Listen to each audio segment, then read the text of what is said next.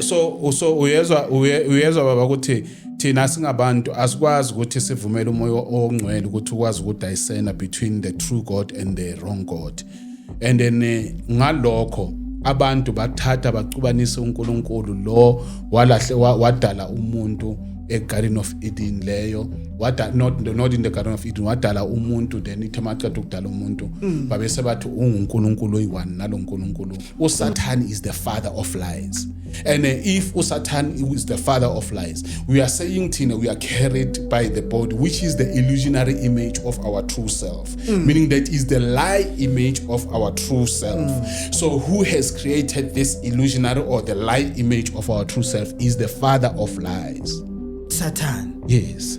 The devil is the father of lies. Because of Jesus says it in John 8:44, you are of your father. Uthi ningababa nifana nobaba wethu, ubaba wenu okubaba wamanga. Hey. Wayezwa baba. For prior to the really valid. These are two. Yes, it's two God. So now so Lobe no Moses is another God. It's the same God that was in the Garden of Eden. No. Lobe kakhuluma no Moses face to face. Yeah, it's the same.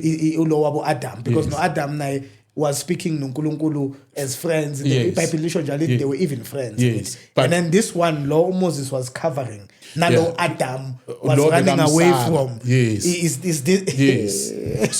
So uyezwa baba ukuthi thina singabantu asikwazi ukuthi sivumele umoya ongcwele ukuthi ukwazi ukudayisena between the true God and the wrong God. And then ngalokho abantu bathatha bacubanisa uNkulunkulu lo wadala umuntu eGarden of Eden leyo, not in the Garden of Eden, wadala umuntu, then ithemaqeda ukudala umuntu babese bathi uNkulunkulu oyi-one nalo uNkulunkulu ongalibuntu. So uJesu bekazela ukuzowazisa abantu ukuthi akusiyena yena uNkulunkulu lo, ingakho athi I'm going to destroy this man-made temple and rise the one that was never made by men. Akhuluma ngebody yakhe. So now that's what we are saying, because of if you see Numbers 23:19 iyasho ukuthi God is not a man. And uthi angeke ngizodestroy this man-made. God is not a man that he should lie. Yeah. And maya go John 8:44 iyasho ukuthi uSatan is the father of lies. And if Satan is the father of lies, we are saying Tina, we are carried by the body, which is the illusionary image of our true self, meaning that is the lie image of our true self. So who has created this illusionary or the lie image of our true self is the father of lies. Satan. Yes. The devil is the father of lies. Because of Jesus says it in John 8:44, you are of your father. Uthi ningababa nifana nobaba wethu, ubaba wenu okubaba wamanga. Hey. Wayezwa baba. So now into efana naleyo baba anyeke sikwazi kuyiphikisa because of is scriptural. Yeah.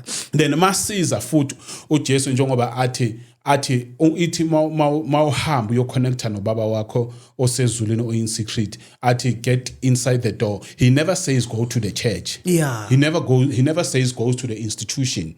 Uyenza lokho uthola ama blessing and all that. Uthi no, within yourself you have the power to do that. So this philosophy of churches ibuyaphi?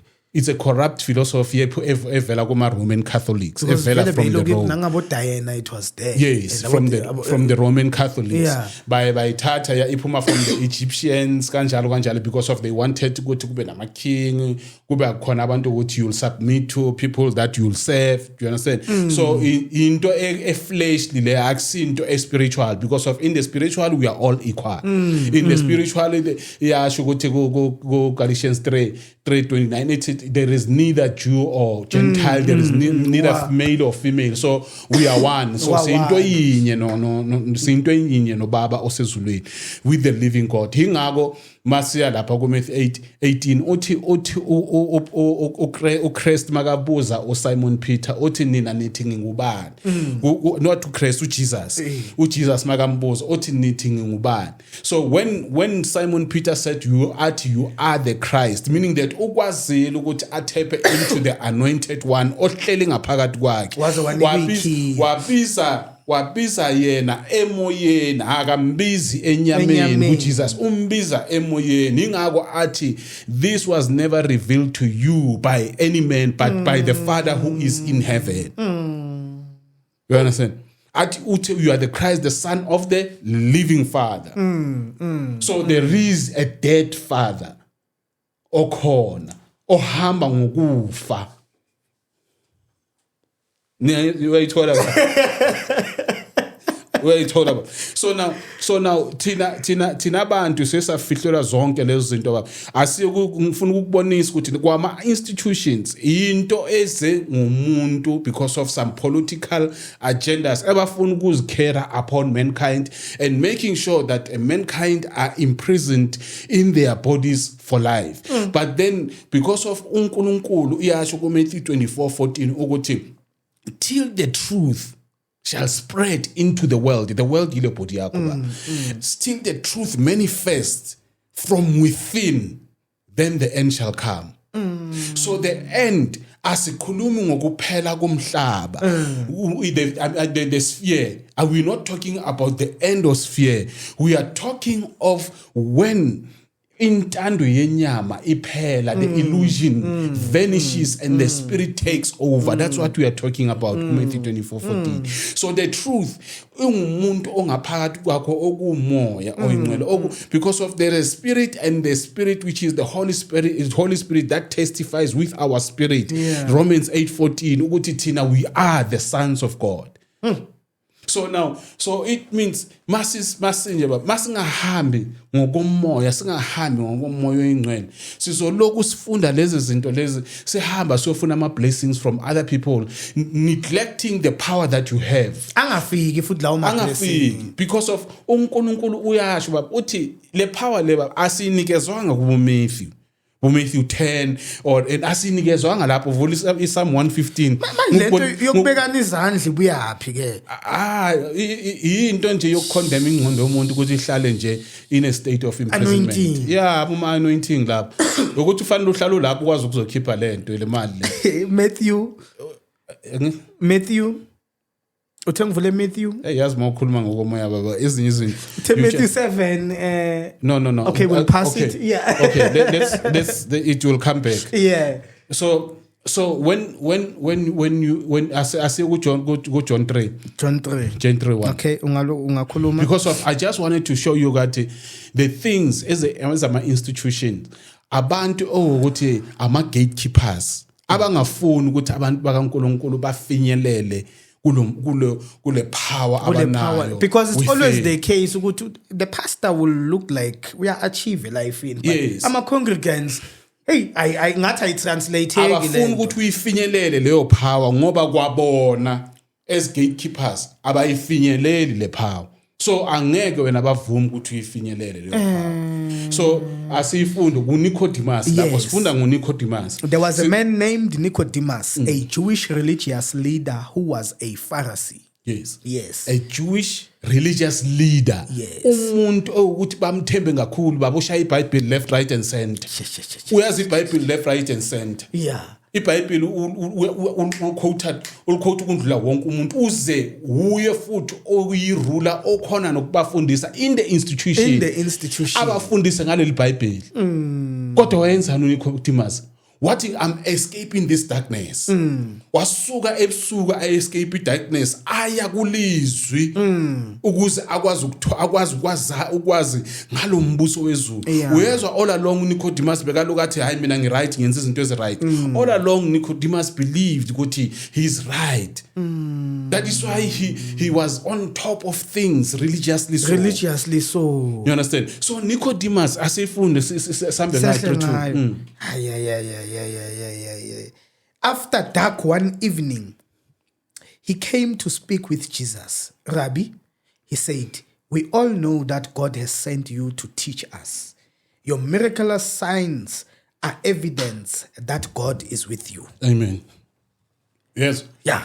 Miracles. Signs. The evidence enough For That us to be convinced ukuthi indeed uNkulunkulu ukhona. that comes from within. Yeah. And uNicodemus uphuma from that darkness ebusuku uphuma ebusuku because of he didn't want laba abatrusta kuyo ukuthi bazi ukuthi hey man, there's a knowledge afilayo ukuthi le knowledge angabe nayo.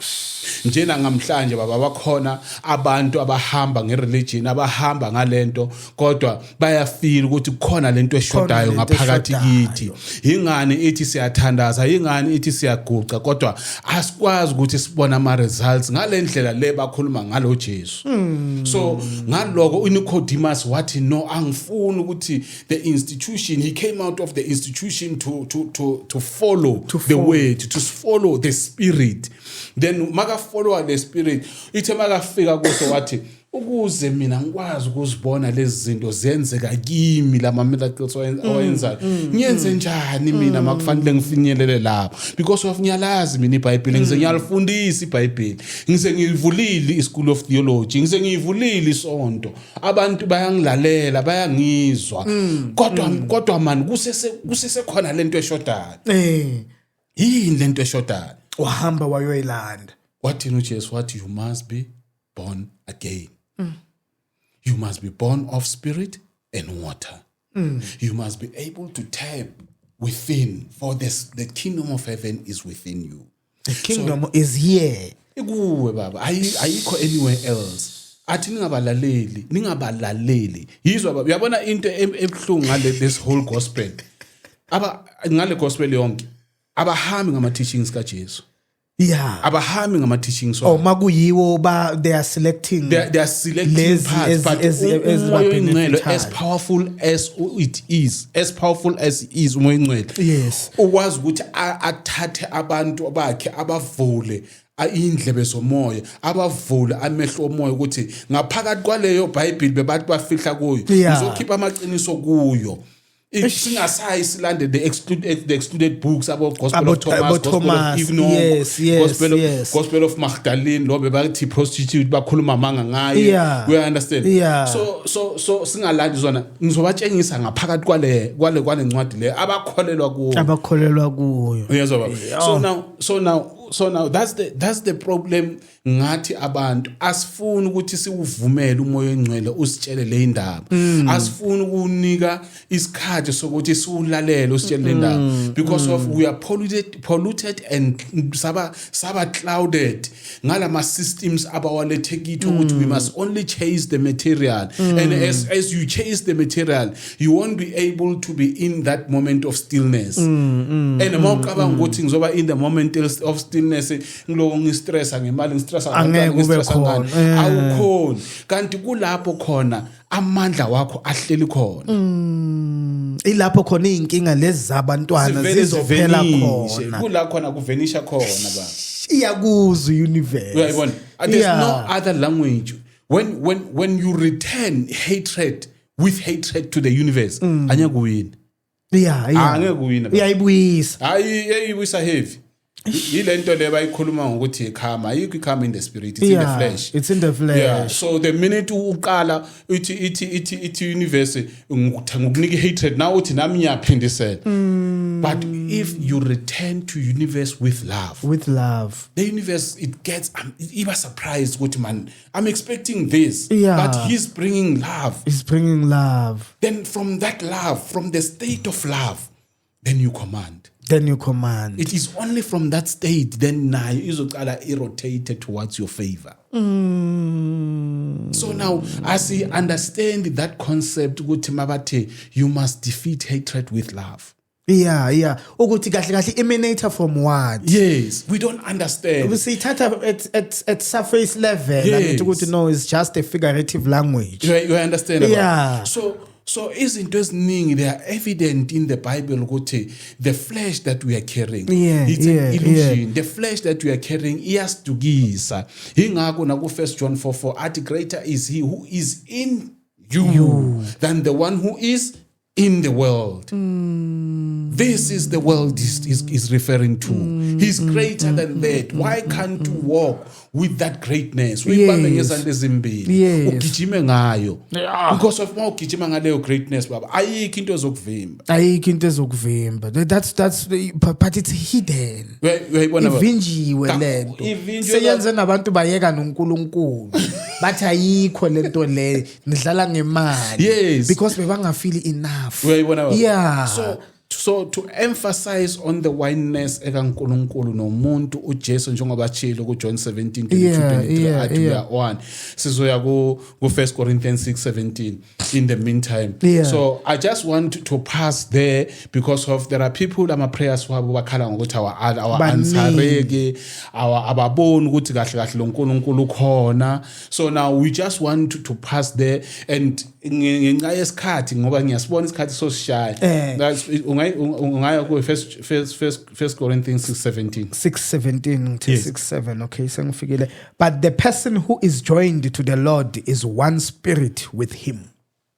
The person who is joined To the Lord is one spirit. so uJesu beka right magathi I am one with the Father. Yeah. But we are one with the Father. Yeah. So if you are one with the Father, ufunani uyomfuna emasontweni? And the faith yakho Yes. ikusindisile. Ufunani uyomfuna khona? Uyomfuna iyasho nje na ku Acts 2:24 ukuthi uNkulunkulu akajabuliswa amasonto akhwe ngezandla zomuntu. Ivule baba. Bayizwa abalaleli. Acts 2:24. Bayizwa abalaleli bangafuni ukuthi bathi hayi lo muntu uyayicambela. Yeah. Acts 2:4 ne? 2:24. Yeah, 2:24. Hey. Balaleli niyezwa mara. But God released him from the horrors of death and raised him back to life. For death could not keep him in its grip. Yes. Yeah. I see it before you. Before Yona, but God knew what would happen, and his prearranged plan was carried out when Jesus was betrayed. With the help of lawless Gentiles, you nailed him to a cross and killed him. Yes. And baba ngiseza na ku that chapter ne, there's something efikayo kimi bengithi ngiyaxolisa kubalaleli ngisafuna ukuthi ngiveze before iyenza because of when the Spirit speaks ukhuluma izinto ngoba asithina asiprepare things, they just come in. Yes. They just come. Yes. Then sense ngifuna ukuthi abalaleli bakwazi ukwazi ukuthi yonke into eyenziwa lana it's about understanding a voice and to be able to discern a voice ekaNkulunkulu. Exactly. So now, yes. So now this is the message esizoya kuyo sithi siye lapha ku 2 Samuel 24:1.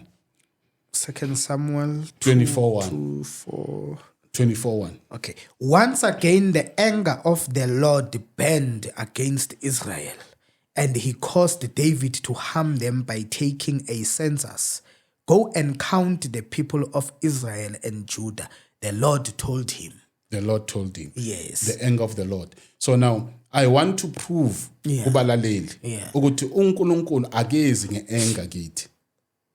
Lapha ku Isaiah 45:7 makathi uNkulunkulu is the creator of light and darkness.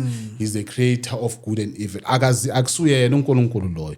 Akusiyena uNkulunkulu esikhuluma ngaye. So masikhuluma ngeanger of the Lord, asikhulumi uNkulunkulu, sikhuluma ngoSathane, masikhuluma ngeanger of the Lord. Ngicela uyifunde futhi ukuthi abalaleli bazoyizwa ukuthi ama sentiments mangizobavulela enye izohambisana nalawo ma sentiments. Ithini? Once again, the anger of the Lord burned against Israel, and he caused David to harm them by taking a census.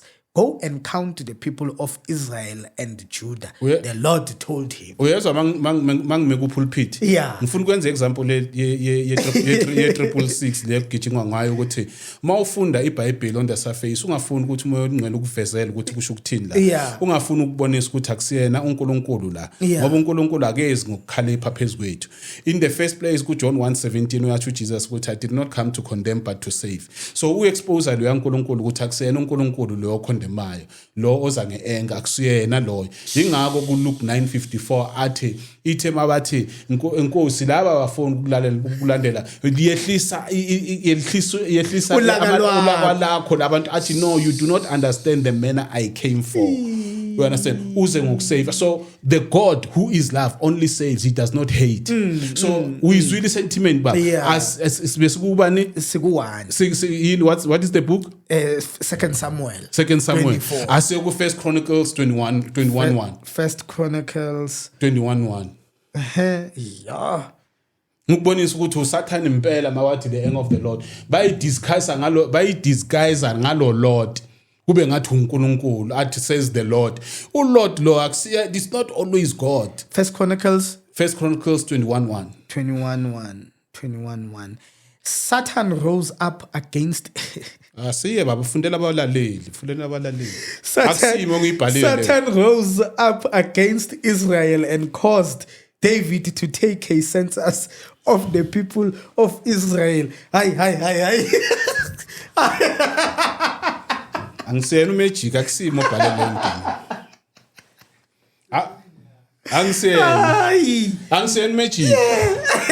Akusimina obhalele lento. Yeah. Kodwa umfundisi noma umuntu the religious leader makamile lapha afunda lapha ku First Chronicle.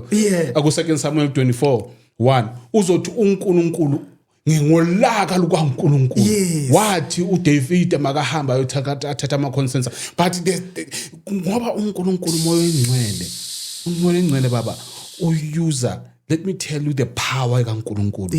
Ipower kaNkulunkulu masikhuluma ngeglory kaNkulunkulu. Sikhuluma ngoNkulunkulu okwazi ukuyuza imaterial kaSatan to defeat uSatan ngayo. Straight. That is the glory of God. The intelligence of him. Where's our?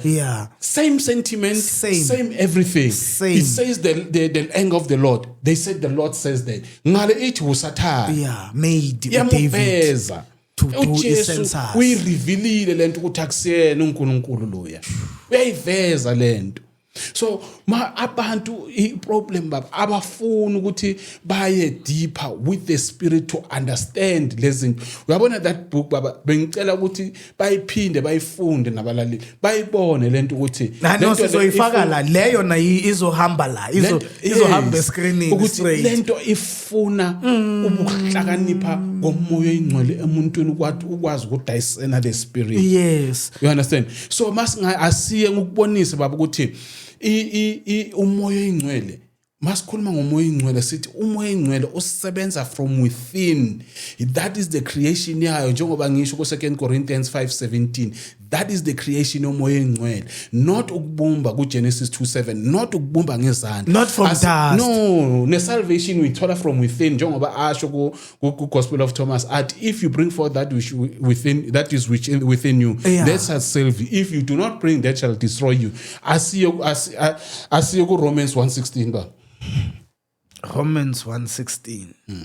Romans 1:16. Utu Paul lapha, I am not ashamed of the gospel of Christ, for it is the power of God unto salvation. Exactly. Ngale translation it for I am not ashamed of this good news about Christ. It is the power of God at work, saving everyone who believes, the Jew first and also the Gentile. Say saving. It is the power of God. It is the power of God. I'm not ashamed of the gospel of Christ, right? When it's the good Christ. I'm not ashamed of the gospel of Christ. Then it explains, ukuthi i-gospel ka Christ yini. You understand? The very same sentence. Explain ukuthi i-gospel ka Christ iyini. Yes. It is the power of God unto salvation. Exactly. Right. Saving. Yes. Akuna flesh lapho. Akuna uNkulunkulu weza waziphendula waba umuntu lapho. Ingakho maya phansi izothi they've exchanged the immortal God for a mortal man. By so doing they've exchanged a truth for a lie. So now masiya kuyo siyibeka in a simple ngokweBhayibheli. It's I'm not ashamed of the power of the Spirit. Of the Spirit. John 4:24. God is Spirit. I'm not ashamed of the power of the Spirit, for it is the power of the Spirit unto salvation. So salvation comes from Within. the Spirit. Yes. That is within. Yes, that is within. It does not come by someone coming on in this world to die for you. Then from there, so kuzoba ne salvation. So if 1 John 1:9 apply, which wena uzoyenza uzosindisa. It does not come like that. Ngiye ku-altar call. Ayisebenzi kanjalo. Uthintwe. The very same statement. It confirms what is written. Kulento yasuswa eBhayibhelini kuGospel of Thomas. Yeah. Yes, Why was it removed? Just No, because of the Gospel of Thomas, it actually reveals your power. So I would say nakubalaleli, Google it, go to there and search for the Gospel of Thomas. Ngoba the Gospel of Thomas izokunikeza wena muntu ngale ndlela ungayo ngaphakathi ukuze ikhuluma nangoJesu o different kunalo olandelayo senyameni. That's why ikhishiwe. That is why yakhishwa, because of ipower yakho bozoyibona. Bazokurevealela. So why fanele bakwazi ukukunikeza leyo nto? Because of bona bafuna uhlale uku submission mode, bafuna uhlale uimprisoned. Yes, you understand about? Yes. Phela iBhayibheli wazi, even in the times of the first pope, iBhayibheli it was never allowed ukuthi umuntu angalifunda. Wakuthola ufunda iBhayibheli bowubulawa. Fanele ulizwe from the pope iBhayibheli ukuthi yena kulapho khona banikezwa those interpretations ukuthi fanele niyilande ngale ndlela, because of umoya engcwele baba awuhambi ngesequence ebekuwumuntu. Exactly. Uzokuthathela incwadi, ikuthathele yona kuGenesis, ikususe kuGenesis, ikususe kulento contextualizer, ikususe from lento zama pretext, ikususe kulento lekufake kwenye. Ikususe kuma pretext, ikufake kwenye incwadi, ikufake kwenye ithi bheka nayi confirmation yalento lebo ifunda. Uyezwa namanje ikususe kuphi? Ikususe ku1 Chronicle, yakususa ku ku2 Samuel 24:1. Yathi asiye kuChronicle ukwazi ukubona ukuthi abantu fanele bazi ukuthi how to discern, how to differentiate the true God and just a mere God lo wadala lomhlaba. So izinto eziningi baba ngiyabona ukuthi indaba yesikhathi yasha, izinto eziningi baba njengoba besikhuluma ngeGarden of Eden sithi kusadliwa kuso lesihlahla, leso sihlahla of knowledge of good and evil. We ourselves are carrying the good and evil. It's so within us. It is from our free will ukuthi sivumela yipi ukuthi bengaphezulu kwenye. Ngoba yilento ifree will uJesu angayifelanga. Yilento uNkulunkulu angeke azakuforce ukuthi wena iza ku good. Wena self you must make your own choice. Deuteronomy 30:19. I've set the life and death, there's heaven and earth. So it's up to you, but yena o recommend ukuthi choose impilo. Where is life? It is from the consciousness. I am the life. You are the life from within. So inkinga lento because of uzozwa kukhulunywa nguNkulunkulu oseGarden of Eden wahamba in the garden, what uAdam ngakuzwa ukuthi uyeza ngama footstep. There's no such a thing. Ngayifihla. How can you hide from an omnipresent God? He's omnipresent. He's in you. Yes. Yazi uNkulunkulu the way amusa ngakhona baba ungaphakathi kwakho ungaphakathi kwakhe lo Satan, because of uJesu ithema kamtesta lapho uSathane athi ngizokupha zonke lezi zinto mawungangigucela. uJesu wathi do not test me. He knew that there is the Christ in you. Masingam remove akuphelile ngawo mawuloku choma ngalezi zinto zakho. Kuphelile ngawo. So do not test me with that. It's just abantu they don't know the power abanayo, and that's why nama prayers wabo anga-answer. Aya to the wrong address, because if uthi abantu abamnyama we pray a lot. Yazi ayikho into ebuhlungu baba ukuthi the most ama friends wami nabantu abahambile ngibaziyo kungizwisa ubuhlungu ukuthi bahambe ukuthi iqiniso elifana nalela azange balithola. Kuzwisa ubuhlungu kakhulu. You understand? So whoever now okhona makayamukele lento, makayifunde with open mind. We're not forcing anyone to do that. It's your choice. It's your choice to do it and go through through seeking the knowledge. Yeah. Because of knowing yourself is more powerful than any other thing. Because It is in your true self that God shall operate. Not outside of you. Not outside of you. Thina inkinga yi problem ukuthi we believe there's this entity. No, that's that ngiyigcinela yona. I must be ngingaphuza utshwala because I must please that entity and ngibalekela what the conscious, even noNkulunkulu uziveza nge-conscious. Yes. Whereas this entity whenever the way yalahlekisa abantu ngakhona, everything eyenzeke enyameni, we have taken it as a normality. Siyithathe as the normality and yonke into eyenzakala emhlabeni. So now, even if it's wrong, hence I was saying other things are morally right and other things obviously they are not spiritually right. You understand? So now sithathe yonke into, even when we're gonna dwell into that abantu bakwazi kuyibona because of even naku Genesis kula khona bayifihle ngokuthi masikhuluma ngokuthi the first sex yaqala ngayo udragon, yaqala ngayo ngokuthi alale noEva, alale the lady. That's where Cain and Abel came from. They don't come from the Adam and Eve.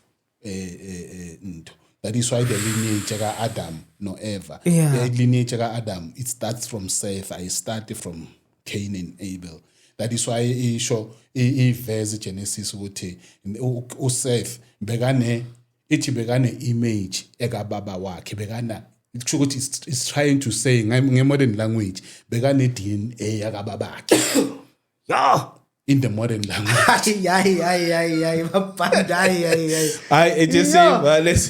Until next week. Asayanga nakuse asaqedelela into eGarden of Eden, but it's fine. Next week.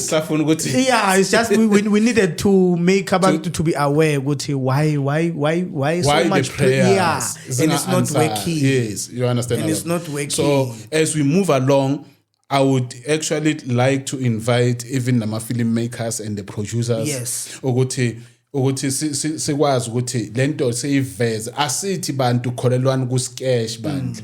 Ningakholelwa ku sketch. Ngisitry ukureflecta lento esikhulumayo la. That is why I would like to invite the top writers. I would narrate that story. Then bona bayithene into a movie. Bakwazi ukuyibona njengoba kwakwazi kwenzakala ku Passion of Christ. Ku Passion of Christ uzobona umuntu ithi makayibhekile Passion of Christ athi bona bamshaya kabuhlungu kanjani. Bona bamenza. Bona ithi mabamgqokisa crown. The people that wears you the crown are the people ama gatekeepers. Ama-gatekeepers yilaba abangamazi abangafuni abantu ukuthi bangene phakathi kulo uNkulunkulu ukuthi uNkulunkulu weqiniso ongaphakathi kwakho. So they lead you to that church but bona bangenanga ngoba mawungaya ku Matthew 23:13 izakutshela started isikhathi sethu asavumi.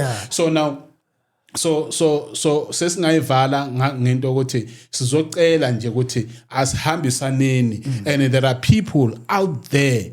Baba akusi mina ngedwa, umoya uthi akusi mina ngedwa engunayo that knowledge. There are lots of people out there about this knowledge but they were scared ukuthi bangavela kuyo. And ama sayings of Jesus, they are very very very vital baba ukuthi abantu mabawafollow. In the Gospel of Thomas, the first verse, whoever shall find the interpretation of this saying shall never taste death. So the secret behind the gospel is in this interpretation oyivezela umoya oyingcwele. Until next week. Siyabonga balaleli. Siyabonga. There we go.